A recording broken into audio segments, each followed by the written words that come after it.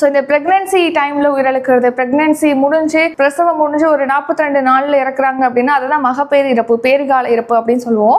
அந்த பேறுகால இறப்பு தமிழ்நாட்டில் பார்த்தீங்கன்னா இப்போ 1 லட்சம் பேருக்கு பிரசவம் நடக்குது அப்படின்னா அதுல 39 பேர் இறக்குறாங்க அப்படிங்கிற அளவுக்கு அந்த பேறுகால இறப்பு விதத்தை குறைத்திருப்பதாக தெரிவிச்சிருக்காங்க. ஸோ பேறுகால உயிரிழப்பு அப்படிங்கிறது இப்போ லட்சத்துக்கு 39 குறைக்கப்பட்டிருக்கு. இதுக்கு முன்னாடி எவ்வளோ ரேஞ்சில் இருந்துச்சுன்னா 45 அப்படிங்கிற அளவில் இருந்தது. இப்போ 39 குறைச்சிருக்காங்க.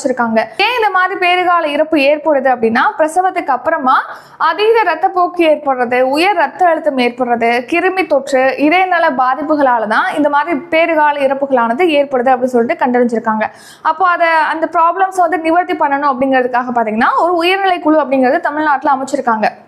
அதாவது மக்கள் நல்வாழ்வுத்துறை செயலரை தலைவராக கொண்ட ஒரு 18 பேர் கொண்ட குழுவானது இந்த பேறுகால இறப்பை தடுப்பதற்காக இயங்கிட்டு வருது. ஒரு குழு அமைச்சிருக்காங்க. இந்த மாதிரியான நடவடிக்கைகள்னால இப்போ 39 அந்த பேறுகால இறப்பு விகிதத்தை இப்போ குறைச்சிருப்பதாக தெரிவிச்சிருக்காங்க. இந்த பிரசவத்துக்காக வந்து ஹாஸ்பிட்டல் கூட்டிட்டு போவாங்க இல்லையா, அந்த வழியிலே வந்து சில பேர் உயிரிழந்துடுறாங்க பெண்கள், கர்ப்பிணி பெண்கள்.